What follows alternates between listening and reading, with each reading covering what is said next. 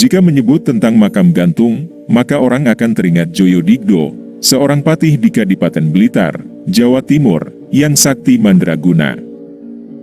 Kesaktian sang patih dikarenakan memiliki ilmu aji pancasona yang bisa hidup kembali ketika dia wafat apabila jasadnya menyentuh tanah.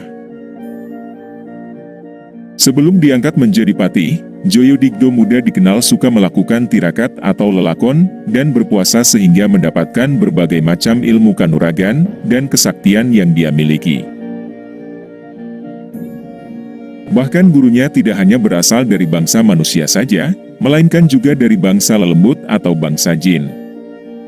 Maka tidak heran Joyodigdo bisa menguasai ajian pancasona, atau yang biasa disebut juga ajian rawarontek. Joyodigdo adalah sahabat sekaligus pengikut Pangeran Diponegoro. Dia juga memiliki keturunan darah biru atau terah ningrat dari Kerajaan Mataram, karena merupakan putra Adipati Kulon Progo. Kesaktiannya teruji ketika terjadi peperangan antara Belanda dengan Pangeran Diponegoro. Sebagai pengikut Pangeran Diponegoro, Joyodigdo yang waktu itu masih berusia 30 tahun, ikut melakukan perlawanan dengan Belanda, bahkan ikut perang gerilya meskipun saat itu Pangeran Diponegoro telah ditangkap dan diasingkan. Joyodigdo menjadi orang yang paling ditakuti Belanda karena kesaktian aji pancasonanya yang dia miliki. Dia dapat beberapa kali hidup kembali meskipun sudah dieksekusi oleh para tentara Belanda. Begitu jasadnya dibuang, dia dapat hidup kembali tanpa sepengetahuan dari tentara Belanda. Namun pada saat itu wilayah Yogyakarta banyak dijaga oleh para tentara Belanda, maka Joyodigdo memilih berperang secara gerilya dan menuju ke arah timur beserta para pengikutnya. Hingga akhirnya sampailah Joyodigdo beserta pengikutnya di wilayah Blitar bagian selatan. Di kota ini tanpa sepengetahuan penguasa kota Blitar, Joyodigdo beserta pasukannya melakukan perlawanan terhadap penjajah Belanda, sehingga Belanda merasa takut terhadap kesaktian Joyodigdo. Akhirnya Belanda melepaskan pengawasan terhadap Kadipaten Blitar. Dengan adanya hal tersebut membuat Adipati Blitar merasa heran, siapa yang membuat Belanda melepaskan pengawasan terhadap daerahnya tersebut. Kemudian Adipati Blitar mengirim utusan Telik Sandi untuk mencari tahu, dan pada akhirnya utusan Telik Sandi tersebut menemukan Joyodigdo di sebuah hutan yang masuk di wilayah Blitar Selatan.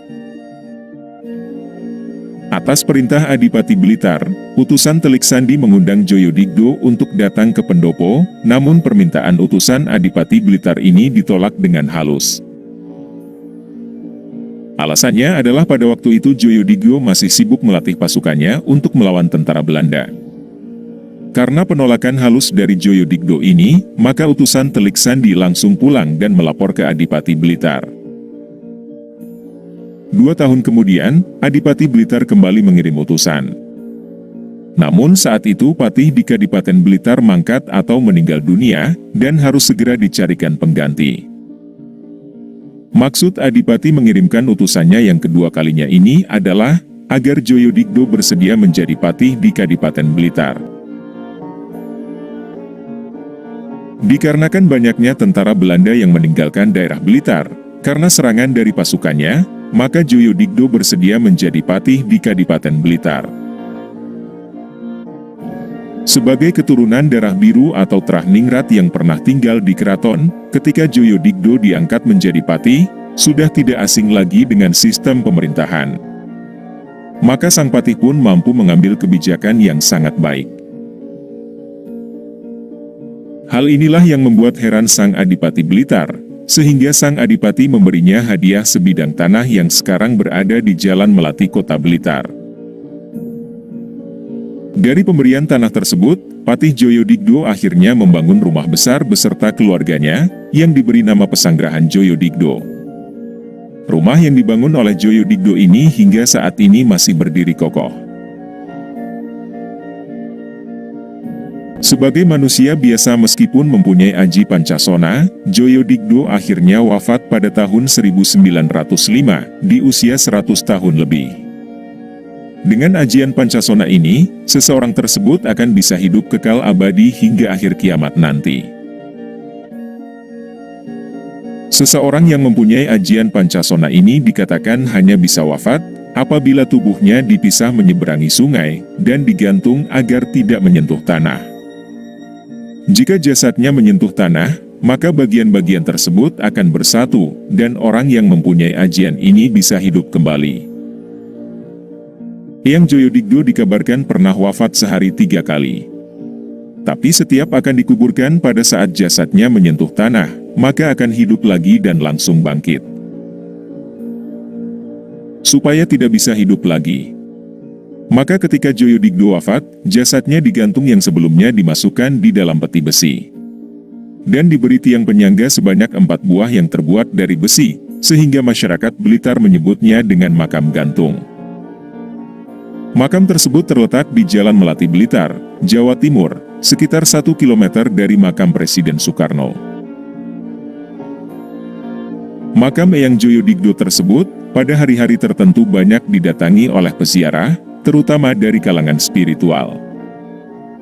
Berbeda dengan peziarah biasa, kaum spiritualis ini datang ke makam Eyang Joyodigdo dengan maksud tertentu, yakni ingin berguru ke Eyang Joyodigdo secara gaib. Tujuannya adalah untuk mendapatkan titisan ilmu ajian Pancasona. Makam Eyang Joyodigdo diyakini juga dijaga oleh 2 sosok gaib berwujud 2 binatang besar, yakni berupa ular raksasa sebesar pohon kelapa, dan seekor harimau loreng sebesar anak sapi. 2 sosok gaib penjaga makam ini, konon merupakan parewangan pribadi Eyang Joyodigdo semasa hidup, yang berasal dari bangsa lelembut atau jin, yang berwujud binatang. Karena kesetiaannya kepada majikannya, ketika Eyang Joyodigdo wafat, maka 2 parewangan tersebut masih setia menjaga majikannya tersebut.